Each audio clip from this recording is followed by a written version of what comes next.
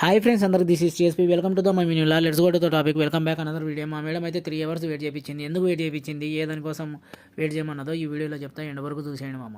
ఇప్పుడైతే ప్రజెంట్లీ నేను ఎక్కడున్నాను అనుకుంటున్నారా? నా వెనకాల ఒక పెద్ద బిల్డింగ్ కనబడుతుంది కదా. మా మేడం అయితే తీసుకొచ్చి ఈ బిల్డింగ్ దగ్గర అయితే వదిలేసిన. మా మేడం అయితే కార్ దిగి ఆ బిల్డింగ్ లోపలికి అయితే పోయింది అన్నట్లు. ఇక నేనైతే కార్ పార్కింగ్ చేసుకొని ఈ పక్క వీడియో తీసుకుంటా ఇట్లా మీకు చూపిస్తా ఉన్నా. ఇప్పుడు నేను చూపించే ఏరియాని సభాసాలం ఏరియా అంటారు. ఇదంతా సభాసాలం ఏరియా అన్నట్లు.